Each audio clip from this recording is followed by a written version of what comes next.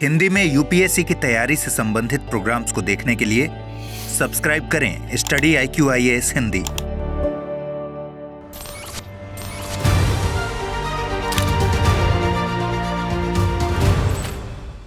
Come in, sir.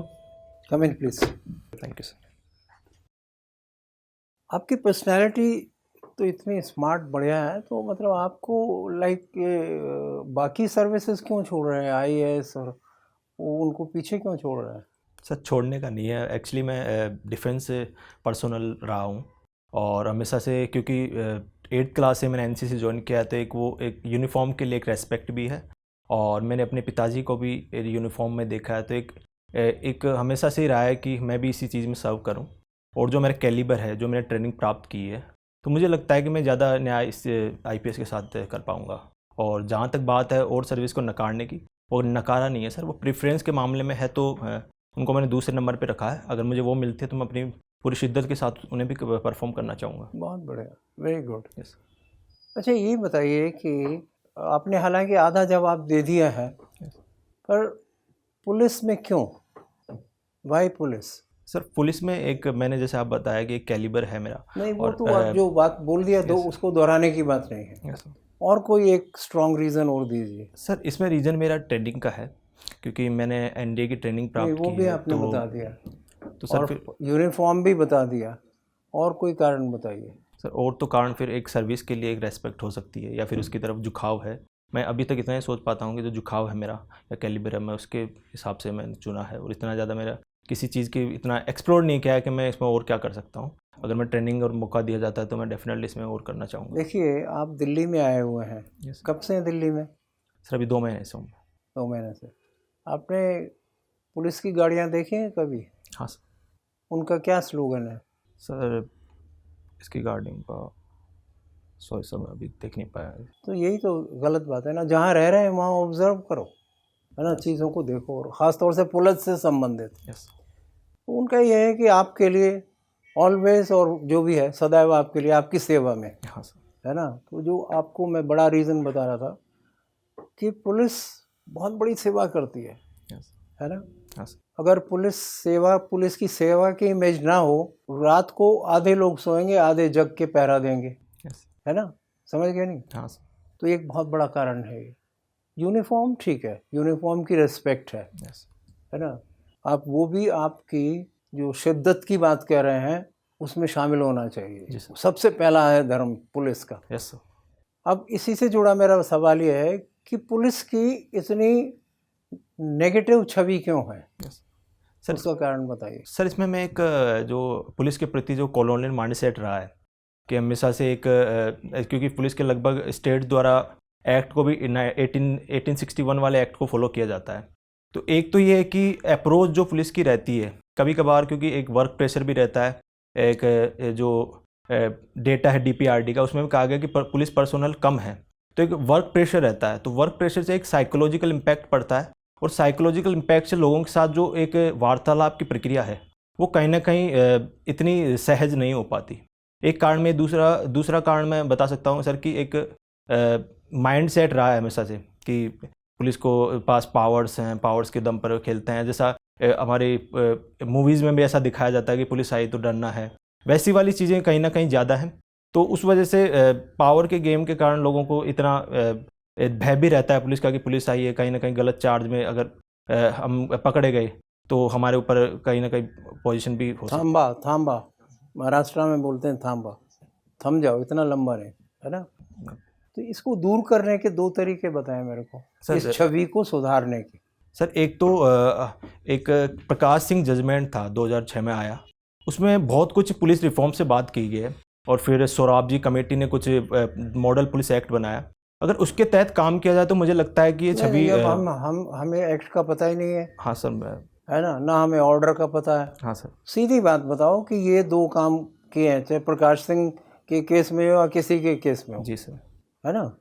तो sir मैं एक इसमें देखना चाहता हूँ, टेक्निकल जो टेक्नोलॉजिकल प्रयोग है वो देखना चाहता हूँ, जैसे कि गुजरात मॉडल है, इसमें फोरेंसिक लैब हो, चाहे यूपी में एक चीता मोबाइल्स के नाम से कुछ शुरू किया गया है, तो कि आप पुलिस कितने जल्दी रिएक्ट करती है किन चीज़ों पे, चाहे वो फिर इंफॉर्मेशन हो चाहे फिर वो एक फोरेंसिक के माध्यम से गैदरिंग हो। और दूसरा मैं मानता हूँ कि पुलिस का सेंसिटाइजेशन, चाहे वो फिर वैकेंसी में रिक्रूट करके हो।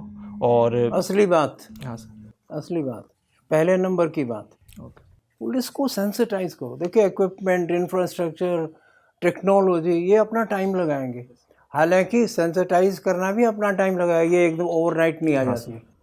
पर जब आप जैसे यंग आईपीएस जाएं वहाँ पे, तो उनका ये दो चीज़ है, एक तो सेवा की बात हुई, हाँ सर, ये होना चाहिए कि भाई अपने हर हफ्ते इकट्ठा करना है आपके अंडर कंट्रोल में जितने भी पुलिस फोर्स है, जितने रैंक्स के लोग हैं, हाँ सर, उनको 4-6 मोटी मोटी चीज़ें बतानी है ना, व्यवहार से संबंधित। यस बाहर देशों में पुलिस का व्यवहार कितने कमाल का है, यस और वो ऐसा नहीं है कि उनको बहुत बरसों लगे। बहुत नई कंट्रीज़ हैं, बहुत नई कंट्रीज़, इंडिया के बाद भी बॉन्ड वाली कंट्रीज़ हैं, यस सर, जहाँ उनका व्यवहार, क्योंकि उनको उस तरफ ट्रेन किया गया। यस सर, सिर्फ एक सवाल और पूछ रहा हूँ आपसे, दुबई और राजस्थान है ना, दोनों एक जैसे हैं, डेजर्ट में हैं यस सर, और रेत ही रेत है मेरा। अरे आपके पास तो बहुत सारी सिटीज़ हैं, क्योंकि राजस्थान बहुत बड़ा लंबा चौड़ा है, यस सर, और आपके यहाँ डेजर्ट का जो टूरिज़्म है वो भी बहुत बढ़िया जी सर, है ना।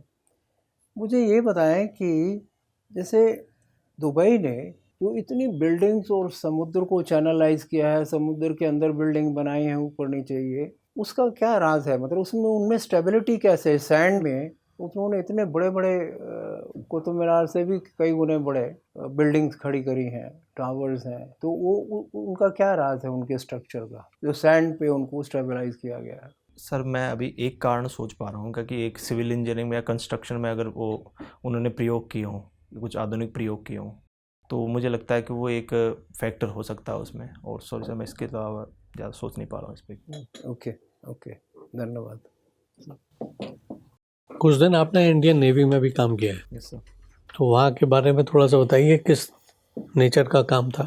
सर मैं नेवी में 2019 में सेलेक्ट हुआ था, और एज ए आर्टिफाइजर अप्रेंटिस सबमरीनर था मैं। और हमारी ट्रेनिंग स्टार्टिंग में जो INS चिल्का में रही, और उसके बाद क्योंकि मैं सबमरीनर था तो INS सतवाना विशाखापट्टनम में मैंने एक मैंने आई थिंक सर्विस की थी या ट्रेनिंग ली थी। उसके बाद कुछ पारिवारिक कारणों से मुझे वहाँ से एग्ज़िट लेना पड़ा। और अगर एनवायरनमेंट की बात करूँ तो कॉर्डियल एनवायरनमेंट था। एक हमारे स्लोगन भी चलता है, सर्विस बिफोर सेल्फ, कि हमेशा से सर्विस है अपने आगे, और एक कैमरेडरी के साथ साथ एक ग्रुप को कैसे लीड करना है, और ग्रुप एक भावना, टीम भावना कैसे जनरेट करनी है, और एक एडवर्स कंडीशन में आप कैसे सर्वाइव कर सकते हो, वो सारी चीज़ों में हमें एक फोकस किया जाता है। और उसके साथ वेपन्स ट्रेनिंग हो, चाहे फिर वो सी ट्रेनिंग हो, कई चीज़ें हमें इसमें करवाया जाता है, और एक अच्छी एक जर्नी रहती है। 1971 वॉर, यस सर। तो आपको मालूम ही है, इंडिया पाकिस्तान का, यस जिसमें बांग्लादेश बना था। यस एक बहुत फेमस सबमरीन इंसिडेंट हुआ था, यस उस सबमरीन का नाम आपको याद है? सर, एक मूवी PNS गाजी है सर, एक PNS गाजी पाकिस्तान की, उससे रिलेटेड मुझे कुछ याद आता है इसमें, क्योंकि वो इंडिया ने मार गिराए थे, उनकी पाकिस्तान की सबमरीन थी, और उस पर इंडिया ने अटैक किया था। राइट। कहाँ पे ये इसको डिस्ट्रॉय किया था?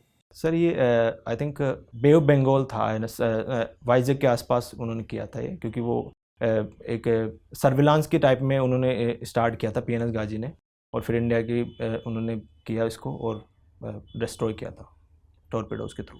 आपका मैं वो देख रहा था डैफ, तो उसमें ग्रेजुएशन में आपने इंग्लिश लिटरेचर भी लिया हुआ है, लेकिन ऑप्शनल में आपने नहीं लिया, कोई खास वजह? सर इसकी एक्चुअली वजह तो क्योंकि मैं कुछ पारिवारिक कारणों से मैंने एग्ज़िट लिया था वहाँ से, और उसके बाद मैंने अपनी BA स्टार्ट की। और BA स्टार्ट में क्योंकि एक मेरे को कम्युनिकेशन गैप हमेशा से लगता था कि इंग्लिश, क्योंकि मैं माध्यम मेरा हमेशा से हिंदी रहा है, तो मैं लैंग्वेज सीखना चाहता था। और सीखने के दौर में मैंने इंग्लिश लिटरेचर भी लिया कि ज्ञान और साहित्य के बारे में जानकारी मिलेगी, और साहित्य के प्रति रुझान भी रहा है, तो मैंने इंग्लिश लिटरेचर पढ़ी और उसको अच्छे से पढ़ा सर, और उसके साथ पॉलिटिकल साइंस और हिस्ट्री भी पढ़ी, और मैंने ग्रेजुएशन किया, फर्स्ट डिवीजन के साथ पास भी हुआ मैं। लेकिन जब मैं ऑप्शनल की बात आई तो मेरा लेवल उस लेवल तक नहीं आया था कि मैं इसके ऑप्शनल के एज ए ऑप्शनल चूज़ करूं और इसके साथ न्याय कर पाऊं। और क्योंकि साहित्य बैकग्राउंड था तो, और मटेरियल का भी अच्छा सोर्स मेरे पास थे, तो फिर मैंने हिंदी साहित्य को ऑप्ट करना ज़्यादा उचित समझा इसमें। मोहन, यस अग्निवीर यस एक नई प्रथा चालू की है, यस सर। इसके लाभ और नुकसान के बारे में कुछ बता सकते हैं? कुछ लोगों को ये भा रहा है या ज़बरदस्ती हो रही है? सर अग्निवीर एक ट्रांसफॉर्मेशन या मॉडर्नाइजेशन ऑफ द मिलिट्री का एक कह सकते हैं, जिसमें 25% को रखा जाता है हर साल के बाद अग्निवीरों को, और 75% को आगे और दूसरी सेवाओं में सर्व करने के लिए उनको एग्जिट दे दिया जाता है। इसमें समस्या जो एक लाभ तो मैं ये मानूंगा कि modernisation of the military forces है, जिनमें एक नए नए आप टैलेंट को रिकॉग्नाइज करते हो, उनको ट्रेन करते हो। उसके साथ ही 75% जो बाहर निकलते हैं उनको भी आप ट्रेन कर रहे हो, एक ऐसी शिक्षा दे रहे हो जो आगे जाके उनके भविष्य में काम आएगी। उनको एक स्किल्ड, एक देश को जो डिविडेंड प्राप्त होता है वो प्राप्त करवाएगा। बट सर इसके क्रिटिसिज्म में मैं कहना चाहूँगा कि जो यूथ है या जो तैयारी कर रहा था उसको ये कम भारी है, और कुछ जो मिलिट्री पर्सनल है उनको भी ये ऐसा लगता है कि इसमें कुछ नुकसान है। नुकसान के तौर पे अगर मैं देखूं तो पहला है कि 75% को आप किस बेसिस पे एग्जिट दोगे, एक तो ये है। दूसरा है कि इसमें आप 30,000 जो आपकी रेमिट या सैलरी है वो ऐसे माना जाता है कि एक देश के सैनिक अपनी जी जान उस पर लगा रहे हैं, और 30,000 सैलरी अपने आप में थोड़ी कम है। और मिलिट्री अगर मैं अंदर की अगर बात बताऊं आपको कि जैसा कैसा उनके साथ बिहेवियर है, तो कहीं ना कहीं ऐसे अभी तक ऐसा कोई सिद्ध नहीं हुआ है, बट ऐसा समझा जाता है कि अग्निवीर जो हैं वो पहले सी ग्रेड जो सेलर्स थे उनके नीचे भी काम करेंगे, काम करने की उनकी आशा है। तो कहीं ना कहीं एक डिपार्टमेंटलिज्म का भाव आता है। और चौथा अगर मैं इसकी बताऊं तो टेक्निकल, क्योंकि एयरफोर्स और नेवी कहीं ना कहीं टेक्निकल फोर्सेस हैं, उनमें आपको चाहे सबमरीन संभालना हो, शिप संभालना हो, चाहे एयरफोर्स में आपको आर्म्स एनिमेशन या कई के एयरक्राफ्ट से काम करना है। तो 4 साल में की ट्रेनिंग कहीं ना कहीं आपको इतनी नॉलेज नहीं दे पाएगी जितना आप जो पहले जो कैडर पॉलिसी चल रही थी। बट ओवरऑल अगर इसका देखा जाएगा कि उसमें कुछ सुधार किए जाएँ, ऐसा किया जाए तो मेरे हिसाब से एक बहुत अच्छी योजना है सर। गुट निरपेक्ष आंदोलन यस कहाँ शुरू हुआ, कौन कौन उसके मेंबर थे, शुरू में कौन सी कंट्रीज थे, उनके नाम पता है, बताएं। सर मैं 5 कंट्री में याद कर पा रहा हूँ सर। एक इंडिया थी, एक इंडोनेशिया, एक घाना, एक इजिप्ट, और सॉरी सर मैं एक नाम याद नहीं कर पा रहा हूँ। आई थिंक 1961 में हुआ था, और बांडुंग समिट आई थिंक उस पर स्टार्ट हुआ था। कहाँ से?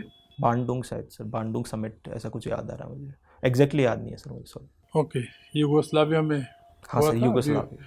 यूगोस्लाविया का नाम बदल गया है, उसका नाम पता है आपको क्या है? सर ये चेकोस्लाविया ऐसा कुछ, सॉरी सर मैं अभी पूरी तरह से याद नहीं कर। नहीं, इसका नाम बदल गया है, मालूम कर लेना, ठीक है? Okay sir, thank you. Okay, ये आपको एएमयू के बारे में पता है? कब एएमयू बना, किसने बनाया, और एएमयू नाम कैसे पड़ गया दोबारा? पहले क्या नाम था? अलीगढ़ मुस्लिम यूनिवर्सिटी सर। जी सर इसको एंग्लो ओरिएंटल जो उस समय सैयद अहमद खान थे जी, उनके द्वारा 1857 में आई थिंक उनकी इसकी स्थापना की। 1857 1875 सॉरी, हाँ। 1875 में इसकी स्थापना की गई थी, और 1920 के आसपास इसका अलीगढ़ मुस्लिम यूनिवर्सिटी के नाम के रूप में स्थापित हुई थी। जी जी। यस इंडियन फ्लैग किसने डिजाइन किया था और कब किया था? सॉरी सर अभी मैं इसके बारे में तो अभी इतना अवेयर नहीं हूँ। बात है, ठीक है thank you sir. So mister Mohan, आपका बैकग्राउंड पॉलिटिकल साइंस का है, Yes. तो जो पश्चिम का राष्ट्रवाद का, या आप कह सकते हैं राष्ट्र का जो कॉन्सेप्ट है, और जो भारत का राष्ट्र का कॉन्सेप्ट है, उसमें कुछ भेद बता सकते हैं? सर पश्चिम के राष्ट्रवाद, और मैं एक तरह से हेगल के मैं याद कर पाता हूँ कि जो राष्ट्रवाद की अवधारणा दी, में ये कहा जाता है कि आप राष्ट्र के लिए, राष्ट्र एक साध्य है नहीं कि साधन। तो राष्ट्र के लिए आप अगर कोई भी कैसा भी आप मीन अपनाते हो, साधन अपनाते हो, तो वर्थ है। जबकि भारत में राष्ट्रवाद की अवधारणा गांधीवाद से भी जोड़ी जाती है। इसमें ये कहा जाता है कि साधन और साध्य दोनों पवित्र होने चाहिए, और राष्ट्र की अवधारणा एक मानवता की अवधारणा से तो ऊपर नहीं है, मानववाद या मानवता उसके ऊपर आती है। इतना मैं अभी सोच पा रहा हूँ। सांस्कृतिक राष्ट्रवाद से आप क्या समझते हैं? सर सांस्कृतिक राष्ट्रवाद में ऐसी चीज़ें, चाहे वो धार्मिक हो, कल्चरल हो, ऐसी चीज़ें देश के द्वारा या उसमें हुई हो, उनको एक उसके आधार पे लोगों को एकजुट किया जाता है, उनके बीच एकता स्थापित करने की कोशिश की जाती है। जैसे आजकल धर्म के आधार पे और कल्चर के जो तमिल जैसे एक आंदोलन चलता है, वो भी अपने आप में एक तमिल राष्ट्रवाद की अवधारणा उसको दी जाती है। पॉलिटिकल साइंस में आपने अरबिंदो के बारे में पढ़ा होगा, अरबिंदो के विचारों के बारे में पढ़ा होगा। Yes. तो जब वो सांस्कृतिक राष्ट्रवाद के बारे में बताते हैं, Yes. तो कुछ लोग कहते हैं कि इसमें सांप्रदायिकता झलकती है। Yes. इस पर आपकी क्या टिप्पणी है? सर मैं इतना अभी इसके बारे में अवेयर नहीं हूँ कि मैं इतना डिग्निफाई या डिस्टिंग्विश कर पाऊँ। Sorry sir. चाणक्य का मंडल सिद्धांत और आज की अंतर्राष्ट्रीय राजनीति, क्या इसमें कुछ मेल पाते हैं? कुछ एग्जांपल्स के थ्रू आप समझा सकते हैं? सर चाणक्य का मंडल सिद्धांत जितना मैं याद कर पा रहा हूँ, एग्जैक्टली याद नहीं है, बट उनमें एक है कि इंटरेस्ट बेस्ड जो इंटरनेशनल रिलेशंस होते हैं, इसमें आपकी एथिक्स से ज़्यादा इंटरेस्ट होते हैं।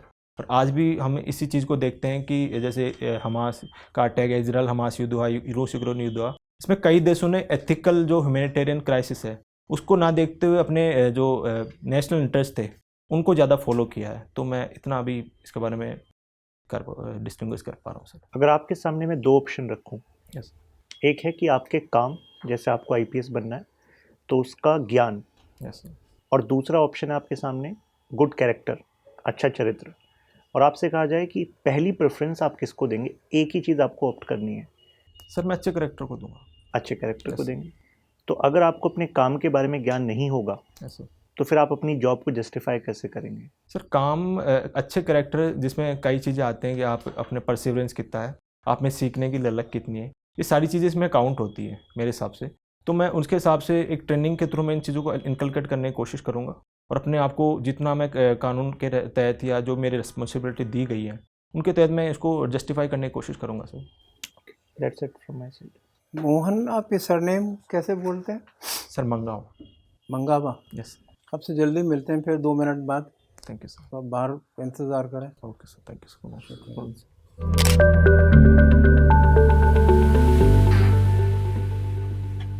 मोहन, आपकी पर्सनैलिटी बहुत अच्छी है थैंक यू सर। और उसका सदुपयोग कीजिए।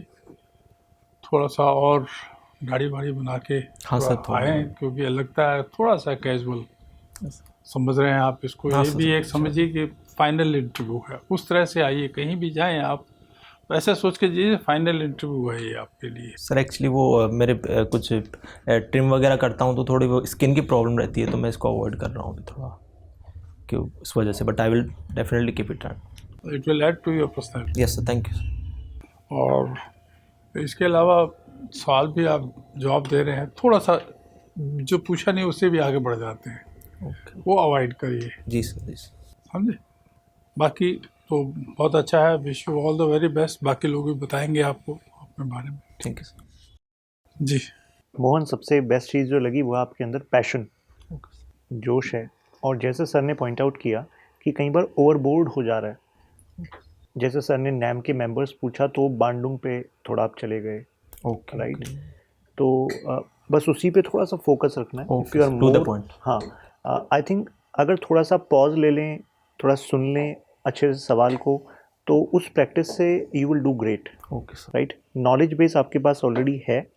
अब क्योंकि आपका बैकग्राउंड पॉलिटिकल साइंस भी है, राइट, और हिंदी लिटरेचर भी है, तो प्लीज़ उस पर थोड़ा सा जो ब्रॉड एक you can say skim through होता है ना, वो कर लीजिए, ओके है ना? जैसे सर ने क्वेश्चन पूछा था सर सैयद अहमद खान से, तो ऐसा भी हो सकता है कि इस पर थोड़ा सा और ट्रिकी क्वेश्चन बन जाए, ओके है ना? तो you are going to do great. Okay sir, thank you, I will do sir. overall you have the capability to go through, ठीक है? इसमें जो पॉइंट्स हाँ सर, आई विल। आपने बताए हैं बोर्ड से, उन पर ध्यान दीजिए। मेन चीज़ है balance answers, specific and precise, yes ठीक है? जो आपका सीक्वेंस ऑफ वो है points, okay. Start with the strongest point, okay ठीक है, and leave the weakest to the last. Okay sir, जहाँ पे 2 पॉइंट बताने हैं, वहाँ 3 मत बताइए, ओके सर, ओके। ठीक है? Yes and you should be careful. जब आप अंदर आए थे तो आपका एक जो ट्राउज़र का लेग था वो मोजे में अटका हुआ था। ओह सॉरी सर, एक्चुअली मैं बाहर कर रहा था तो थोड़ा हेजिटेशन है, हो सकता है सर, सॉरी। क्योंकि आपने नेवी में भी सर्व किया है। यस सर, वो एक्चुअली मैं बाहर एकदम से किया तो उस वजह से, एक्चुअली मेरा फर्स्ट इंटरव्यू है अभी, मैं मॉक नहीं, तो कोई नहीं। उस वजह से थोड़ा। ये आपके बेटरमेंट के लिए see, बता रहा हूँ। इसमें एक्सप्लेनेशन देने की ज़रूरत ही नहीं नहीं सर, मैं है ना। शेव वाले में आपने कहा वो दिक्कत है, इसमें आपने कहा मैं वो कर रहा था, नहीं सर, इसमें सिर्फ yes sir, thank you very much. Okay sir. इसके बाद सेकंड टाइम इन्होंने आपको नहीं मिलना है ना इन्होंने ना हमने मिलना है ना. हाँ sir. But these are points for your consumption. Yes sir. तो उसमें don't get into any defence. ये सब ने बहुत बढ़िया तरीके से आपको एक्सप्लेन कर दिया और एक ही मतलब मुद्दा है कि आपकी जो परफॉर्मेंस है, आपका जो कॉन्फिडेंस है, उस पे हम सब एग्री करते हैं कि बहुत बढ़िया लेवल का आपका पैशन, बहुत तगड़ा पैशन है. लेकिन जो साथ में आपको सलाह दी जा रही है वो उस पैशन से ही फ्लो करती है कि आप अपने पैशन में ज़्यादा लंबा जवाब दे देते हैं, है ना. यू गेट, अंग्रेज़ी में जैसे कहते हैं, you get carried away. Okay. और उसका जवाब इन्होंने आपको बहुत बढ़िया दिया कि पॉज दीजिए, एक सेंटेंस बोलिए, पॉज दीजिए. ओके. पॉज का मतलब ये नहीं कि रुक गए, है ना. Just a small 2 seconds pause. Okay. फिर दूसरा. इस तरीके से हर जवाब में अगर आप तय कर लें कि मैंने 3-4 सेंटेंसेस से ज़्यादा नहीं बोला. कुछ जवाब आपके थे बहुत बढ़िया, क्रिस्प और टू द पॉइंट थे, है ना. ये नहीं कि सभी में आपने किया, पर ज़्यादातर इम्प्रेशन ये है आपका कि आप पॉज नहीं देते हैं, बहुत स्पीड से बोलते हैं, है ना. पॉज देंगे तो स्पीड ख़त्म हो जाएगी अपने आप ही. और अगर ये हो गए तो आपके जवाब अपने आप साइज़ ठीक हो जाएगा उनका, है ना, और टू द पॉइंट हो जाएगा और सोबराइटी आएगी उसमें, है ना. पैशन, देखिए खाली पैशन जो है वो ज़िंदगी में डीप इनसाइड होना चाहिए. Yes sir. तो आप इंटरव्यू में तो नारे नहीं लगा सकते ना खड़े होके. तो मतलब वो दिखना चाहिए कि पैशन है, लेकिन इतना ज़्यादा आपके ऊपर हावी नहीं हो. ओके. आपके अंदर हावी रहे, बहुत बढ़िया बात है, ओके. वो काम आएगा. इंटरव्यू में नहीं. ओके. तो एक ही मुद्दा है बस कि थोड़ा सा पॉज दो, उसी से सारी समस्याएं हल हो जाएंगी. ओके. Information base. अभी तो इंटरव्यू की डेट है कोई 7 फेब. 7 फरवरी है मेरी Feb. Interview date. बहुत टाइम है अभी तो, बहुत टाइम है. सर मैं ये पूछना चाह रहा था आपसे कि थोड़ा मैं एक सेकंड में आप पूछिए ज़रूर. कि मैं ये कह रहा हूँ कि टाइम आपके पास बहुत है, तो इसमें अपने आप को बहुत अपडेट करिए आप. राजस्थान बहुत लाइवली, बहुत बड़ा स्टेट है, हाँ है ना, उसके बहुत मुद्दे हैं. हाँ सर. और पॉलिटिकल साइंस के स्टूडेंट होने के नाते अब जो फेरबदल हुए हैं उस पर बहुत सवाल हो सकते हैं. प्रधानमंत्री कह रहे हैं कि साहब, एक तरफ तो कहा जा रहा है कि इनकम्बेंसी फैक्टर है, तो वो तो होता ही है कि एक गवर्नमेंट ने नहीं ठीक किया, लोगों की आदत पड़ गई तो कि ठीक नहीं कर रहे, तो वो बदल देंगे उसको. थक गए हैं लोग देख देख के. प्रधानमंत्री कहते हैं कि नहीं साहब, इनकम्बेंसी तो फैक्टर ही नहीं है कोई, क्योंकि प्रधानमंत्री का पैशन आपके पैशन से मिलता है ना. वो कहते हैं अगर आप काम कर रहे हो तो इनकम्बेंसी के कोई मायने नहीं है. तो इस तरह के बहुत सारे सवाल हैं जो आपसे से पूछे जा सकते हैं राजस्थान के पॉलिटिकल साइंस के स्टूडेंट होने के नाते. यस.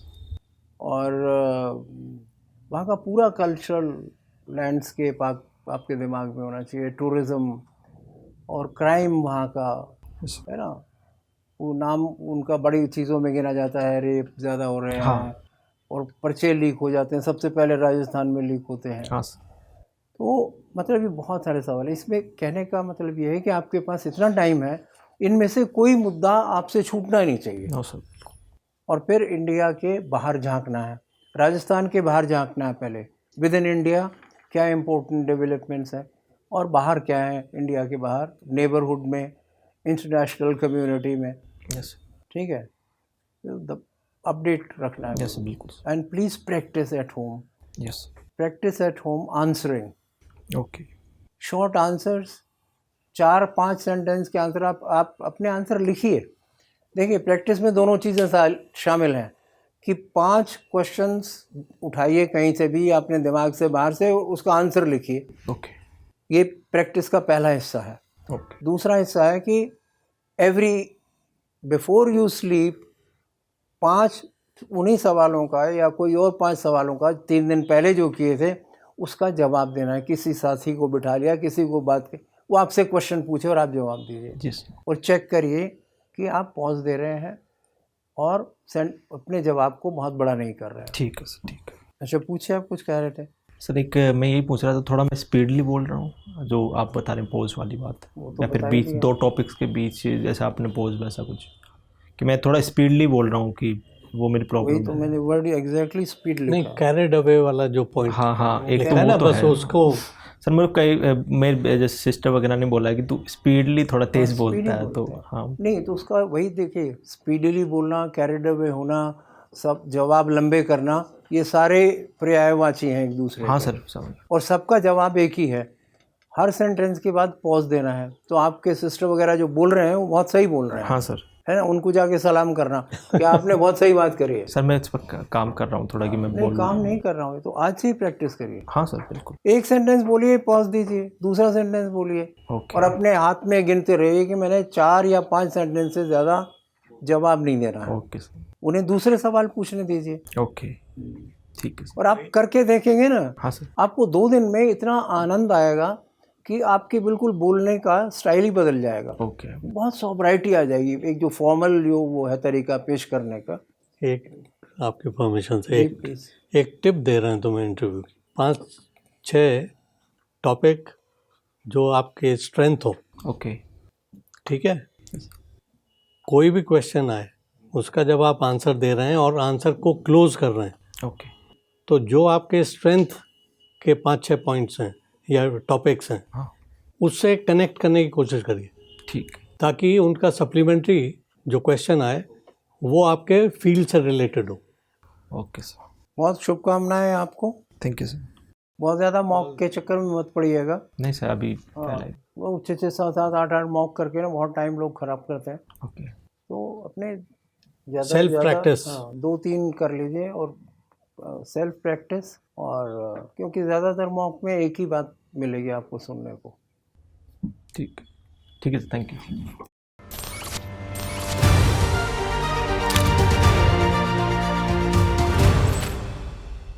हिंदी में यूपीएससी की तैयारी से संबंधित प्रोग्राम्स को देखने के लिए सब्सक्राइब करें स्टडी IQ IAS हिंदी।